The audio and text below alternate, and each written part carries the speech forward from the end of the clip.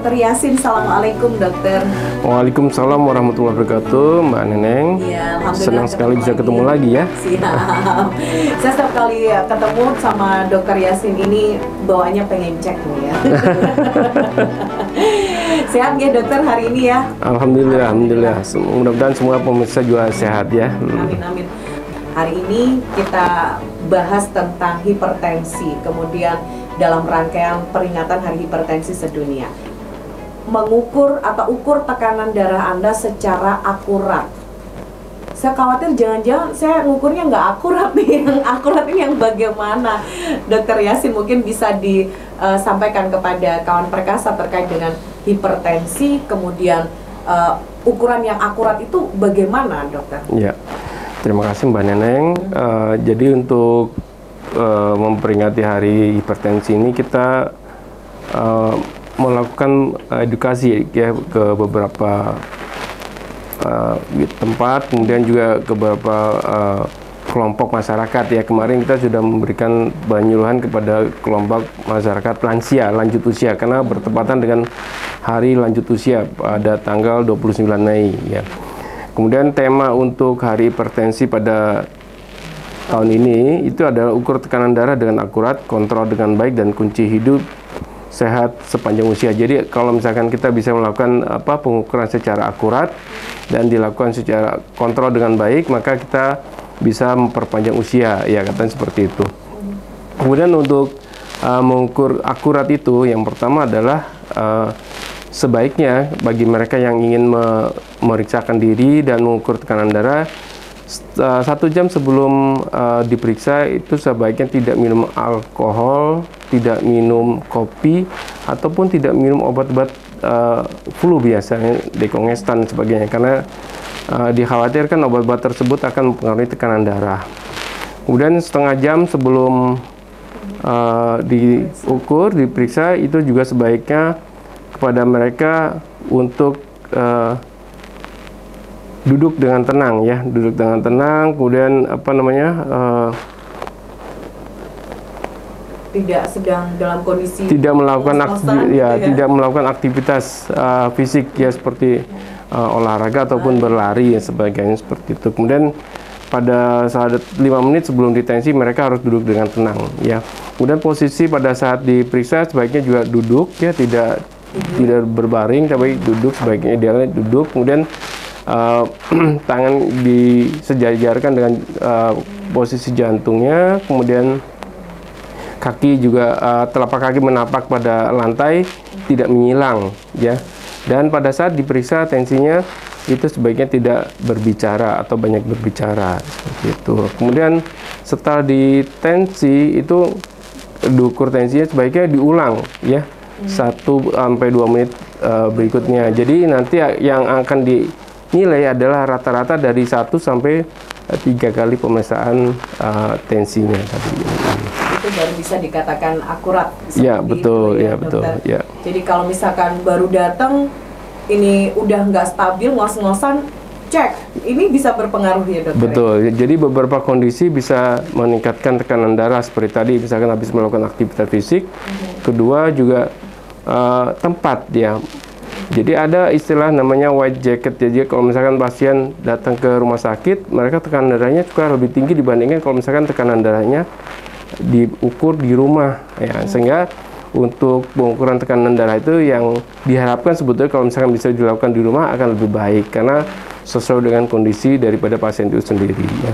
Dan ini sebenarnya bisa dilakukan di rumah ya dokter? Bisa dilakukan di rumah, dan sekarang alat-alat ukur tekanan darah itu juga lebih mudah karena menggunakan elektrik, jadi bisa dibaca, dan bagi mereka yang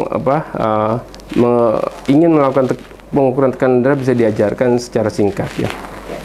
Baik, dan ini harus teratur kawan perkasa biar hidup lebih sehat lebih lama gitu ya dokter ya. Kemudian untuk masalah keteraturan tadi, bagi mereka yang tidak memiliki resiko dan pada saat diperiksa tekanan darahnya normal, maka dia bisa melakukan pengukuran ulang pada 1 tahun berikutnya. 1 tahun sekali. Ya. Kalau misalkan pada saat kita periksa tekanan darahnya itu curiga hipertensi, misalkan tekanan darah antara 120 sampai dengan 139 misalkan pada tekanan darah sistolik maupun diastoliknya lebih daripada 80 sampai dengan 90, maka pemeriksaan tekanan darah bisa lebih sering ya, misalkan bisa 2 sampai 3 kali dalam setahun.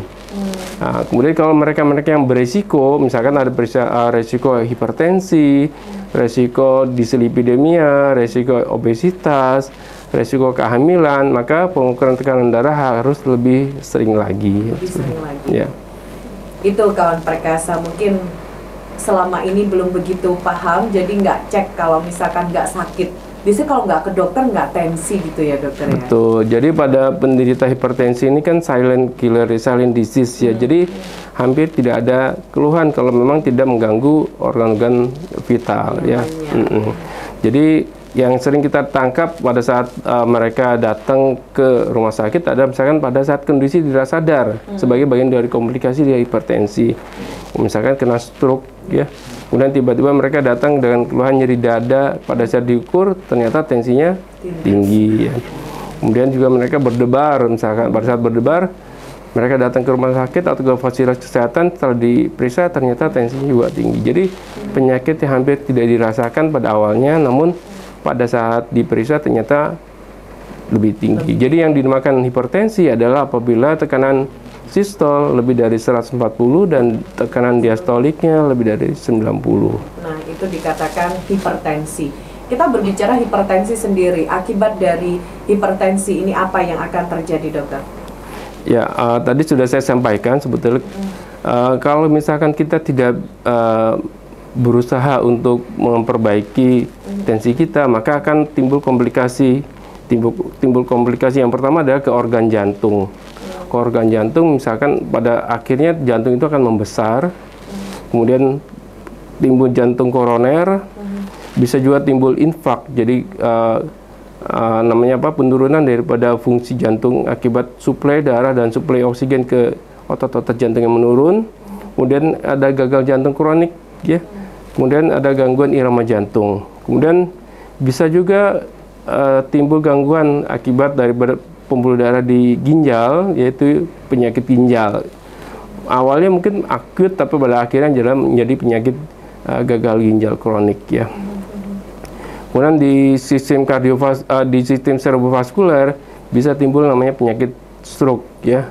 Jadi pasien tidak sadar atau penurunan fungsi daripada ekstremitas, baik ekstremitas atas maupun ekstremitas bawah, dan mungkin juga bersamaan atau mungkin pada saat datang bicaranya cedal ya, kemudian tidak jelas, kemudian pada kondisi yang sangat buruk bisa tidak sadar sama sekali atau koma ya.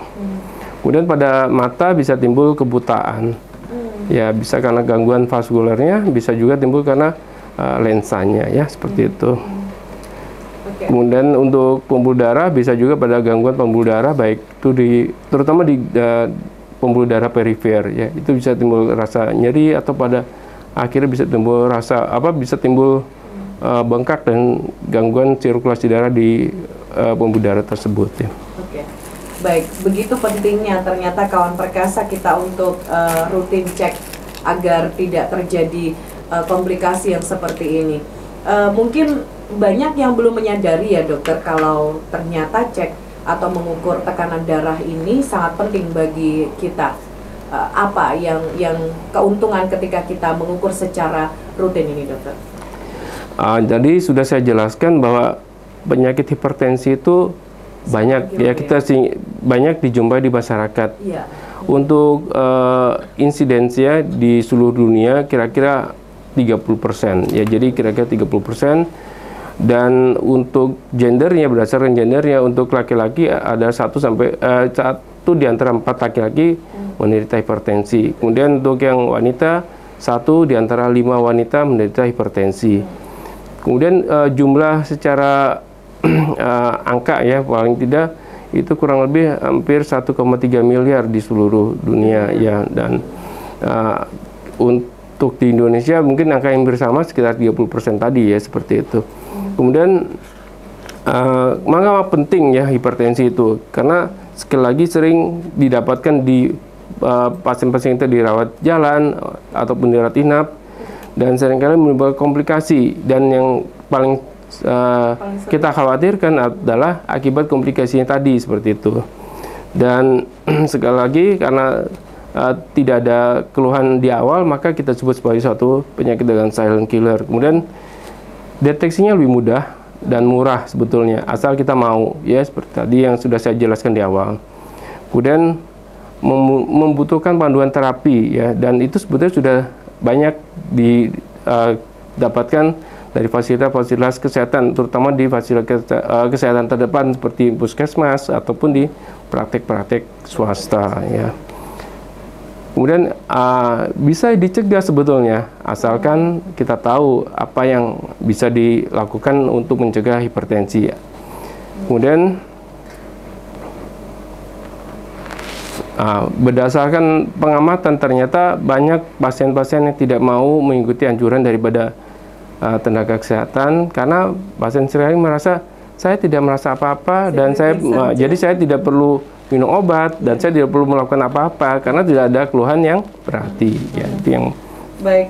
Jadi bukan karena tidak ada keluhan ini tidak berbahaya, mungkin toleransi terhadap sakitnya tinggi begitu ya dokter, ya, sehingga nggak muncul penyakit, tapi ini sebenarnya berbahaya begitu. Ya tadi sudah saya sampaikan, jadi resikonya kalau misalkan tidak kita tangani dengan baik, maka akan menyebabkan komplikasi lebih lanjut, dan kalau misalkan tidak ditangani secara benar, maka akan menjadi penyakit kronis yang penanganannya akan menjadi lebih susah lagi dan membutuhkan biaya besar. Dan BPJS juga mengklaim bahwa untuk penderita hipertensi ini biayanya luar biasa. Untuk pada tahun 2016 saja itu kurang lebih 2,8 triliun, dan evaluasi pada tahun 2017 sampai atau 2018 itu sudah meningkat menjadi 3 triliun per tahun. Ya, sebelum kita bicara masalah tata laksana atau pengendaliannya, yang perlu kita ketahui adalah mengenai faktor resikonya dulu, ya.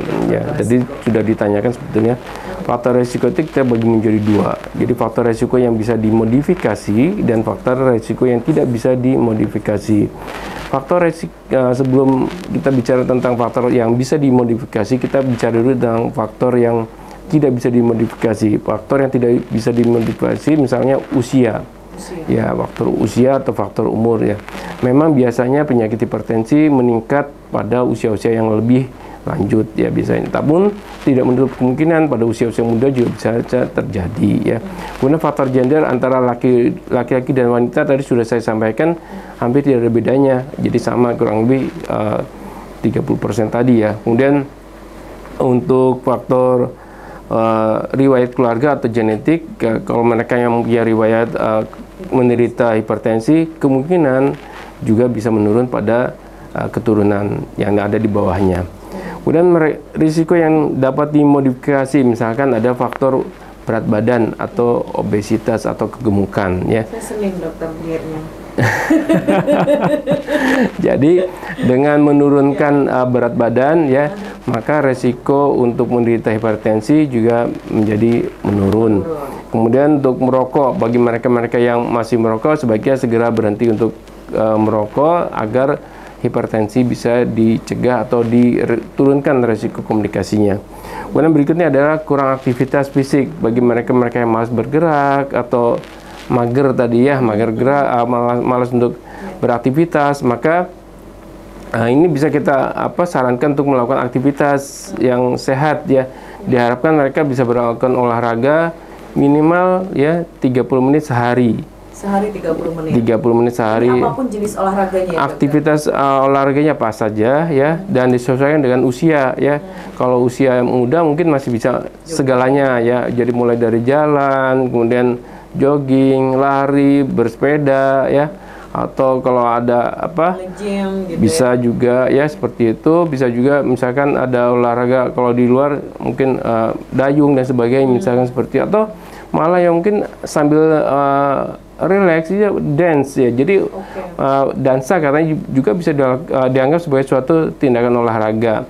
Namun untuk mereka yang usianya sudah lebih lanjut, lebih dari misalkan 50 tahun, agar lebih hati-hati, ya, agar lebih hati-hati sehingga untuk olahraga mereka tidak lagi bersifat kompetitif ataupun prestasi, jadi lebih diarahkan kepada fun ya, untuk menyenangkan. Kemudian untuk mereka-mereka yang suka makan ataupun mengkonsumsi makanan berlemak ya, itu mulai mengatur makanannya agar tidak terlalu banyak mengandung lemak ya, mengandung lemak. Kemudian juga tidak terlalu banyak mengandung garam. Jadi snack-snack kita kan banyak mengandung garam. Coba di bapak-bapak atau ibu-ibu atau para pemirsa di rumah, coba lihat snack-snack yang dijual di luar, gitu kan kebanyakan gurih, rasanya gurih, kemudian agak sedikit asin-asin ya, itu juga menunjukkan bahwa makan banyak mengandung garam. Kemudian berikutnya adalah kalau misalkan kita sudah melakukan pemeriksaan kolesterol, maka kita dapat misalkan kolesterol kita tinggi, maka sebaiknya kita mulai mengatur diri supaya makan-makan yang kita konsumsi ya tidak terlalu banyak mengandung tadi kolesterol. Kemudian kedua, karbonya agar diturunkan. Kemudian yang ketiga adalah manisnya atau rasa gulanya juga harus dikurangi ya. Jadi tidak hanya masalah garam, gula juga harus diperhatikan, terutama pada mereka-mereka yang mulai usianya lebih dari 40 tahun atau 50 tahun ya. Kemudian berikutnya adalah memang tidak dianjurkan sih untuk mengkonsumsi alkohol. Jadi bagi mereka yang mengkonsumsi alkohol sebaiknya ya segera berhenti, karena alkohol bisa meningkatkan resiko untuk menderita hipertensi. Kemudian kita juga harus menjaga kondisi daripada psikososial dan stres ya. Dikatakan bahwa stres ataupun kondisi-kondisi tidak nyaman itu bisa meningkatkan resiko kejadian hipertensi. Oke. Itu sama seperti yang mau saya baca nih, ada pertanyaan ini dokter. Dokter, katanya orang yang marah-marah itu bisa menyebabkan hipertensi atau darah tinggi ya, ada yang nanya gitu. Atau mungkin kebalik dokter, orang yang darah tinggi bawaannya marah-marah atau bagaimana dokter? Ya, bisa jadi bisa berhubungan ya, timbal balik seperti tadi.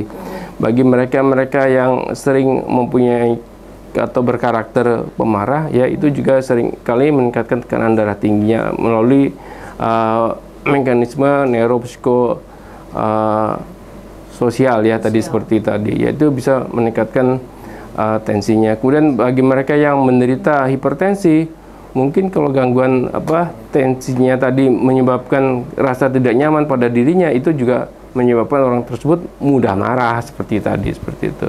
Oke, jadi bisa dua-duanya. Bisa dua-duanya ya. Kemudian ada lagi yang bertanya, Assalamualaikum warahmatullahi wabarakatuh. Dokter, pada saat saya hamil kemarin, itu selama kehamilan tekanan darah saya selalu di atas 140. Tapi setelah melahirkan normal kembali. Nah, ini sebenarnya normalkah atau bagaimana? Ya, jadi untuk yang seperti ini kita anggap sebagai suatu hipertensi sekunder. Jadi ada faktor sekunder yang mempengaruhi adanya janin atau bayi, itu menyebabkan tekanan darahnya meningkat. Pada saat persalinan atau setelah persalinan, maka normal kembali ya, seperti itu. Oke, jadi ini sebenarnya normal kondisi ini ya dokter ya? Jadi memang harus dievaluasi sebelum hamil dan setelah melahirkan.